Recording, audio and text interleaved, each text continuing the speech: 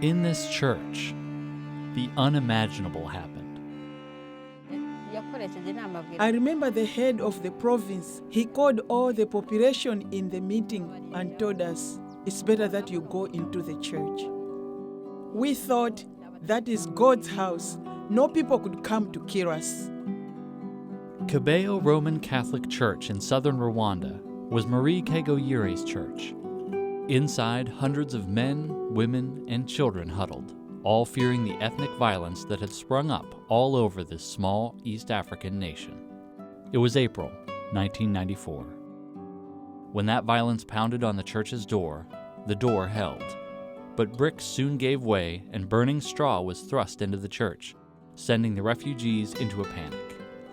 The fortress was breached and the killing began. For Marie Kegoyire, it shook her faith to the core. When we saw what had happened there, we really thought God had left us. For the next 100 days in Rwanda, 800,000 people were slaughtered in a brutal genocide. Among the dead were the scores of worshipers who prayed for safety in village churches like this one. John Schenk was a witness to one such atrocity. It was a church where people had come for refuge in that old Catholic tradition of you can be taken in by the church and no one will touch you, except that the Interahamwe militia had come, torn the pieces of corrugated metal off the roof of the church and started shooting and lobbing in hand grenades. And then people had come running out and they were shot down as they fled out the doors. So when I took the pictures and I took a shot and lasted 15 seconds or something, and this dialogue began in my head, and that was, "Can I go now?"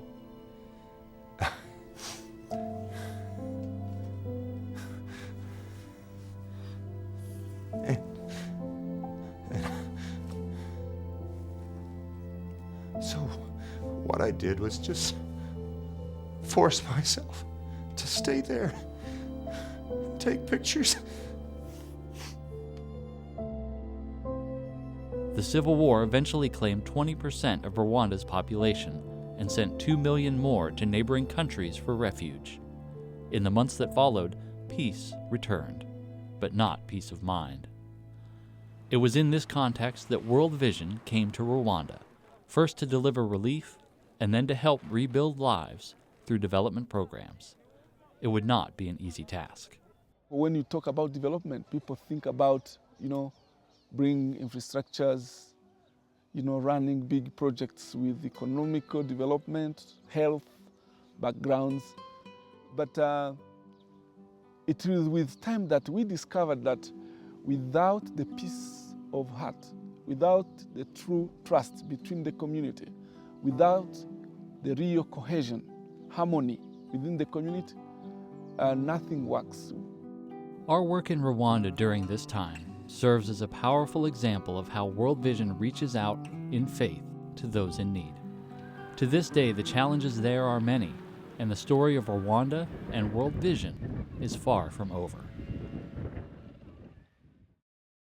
Today in Rwanda, Marie Kegoyire lives a tranquil life, much different than that horrific day in April 1994 when her friends, neighbors, her husband and son were savagely murdered in her church. She and 4 others crawled out from beneath the bodies, grateful to be alive. She meets regularly with the First Reconciliators, a group of genocide survivors who World Vision has helped train in healing, forgiveness, and reconciliation. The group includes both perpetrators and victims, which they call vulnerables. The president of the group is Atanas. He has no secrets in this group. They know he was one of the killers who slaughtered so many people in Marie's church that day. It was an order. It was a number of people who were the heads, the chair of the district, the chairperson of the sectors. All those, they gave us orders to go there to kill people. One of the self-described killers not long out of jail, Atanas Nasambimana now heads one of 4 local groups that bring together people wanting to heal and those seeking forgiveness. One of the people he asked forgiveness from was Marie. It took 3 tries before Marie agreed to forgive him. Today, they are fast friends. World Vision has given us different training about the value of human beings, even how to ask forgiveness. All of that was taught by World Vision. For Ananias Sentosi, the training was an important element of World Vision's work in Rwanda. It was a perfect fit. Actually, it was very easy for World Vision to integrate peace building with Christian commitment, Christian witness, promoting peace building with the biblical perspectives of Christianity and faith.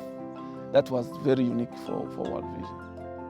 In Rwanda, true healing could only come through reconciliation.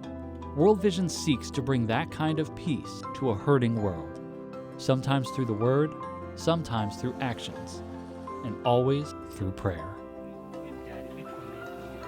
That healing resulted in what might be seen as a miracle. Today, Marie can worship again in the church where her family was killed, back in the place that God never left.